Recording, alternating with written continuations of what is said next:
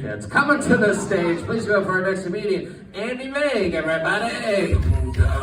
My neck, my wrist, my ears is froze. Come get your bitch, she on the dog. She must have heard about the dog. How's everybody doing? Yeah. Me, I'm getting old. You know you're getting old when you can be sitting perfectly still on the couch, watching the game, stabbing pain in the knee. My wife just looks at me and says, "You are so old." I stood up off the couch and sprained a love handle. I mean, another way to tell you if you're getting old is if you use the phrase young people. Because you know who does not use the phrase young people? Young people? Yeah.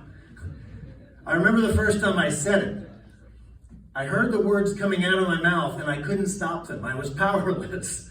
I knew what was happening, but there was nothing I could do about it. And I knew at that moment I was old. I turned 40 a few years back, and within 2 weeks I had my first pair of glasses and hearing aids. It was almost like somebody said, "Look, put on the uniform, buddy." My kids don't help either. I've got a 23-year-old and an 18-year-old. They're like saying things like, "Hey Dad, what's it like being from the 1900s? So the way I get revenge on them is when my 18-year-old son comes home with some new phrase, I make sure I learn how to use it properly. I wait for my moment, and then I use it about 85% correctly. Drives him crazy. I say things like, "Okay, Boomy." Or, "I don't trust your new friend. He's sussy."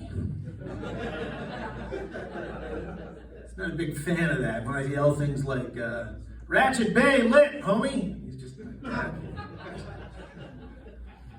You know, when I was a kid, I've seen a lot of growth now in the LGBTQ plus community. When I was a kid, they were just known as gay people, or the gays, if my grandfather was talking about them.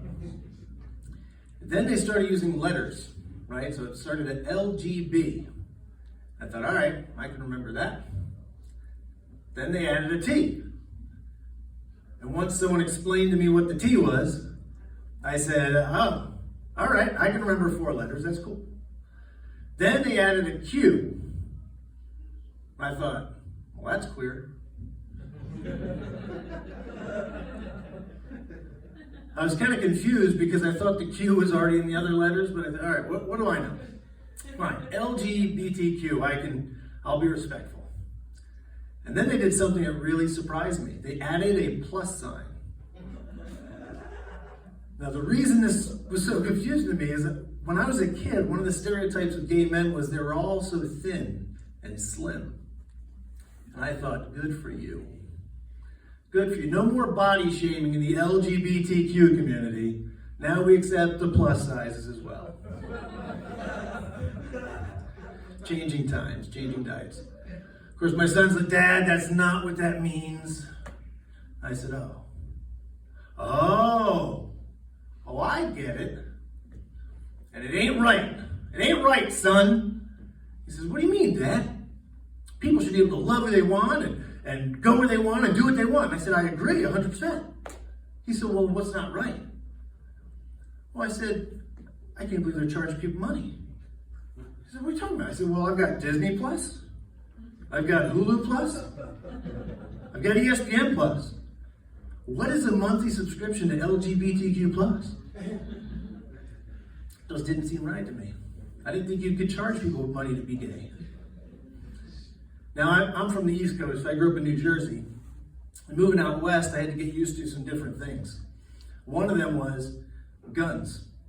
See, in New Jersey, I grew up in a household where we didn't have guns. My friends didn't have guns. It wasn't a thing.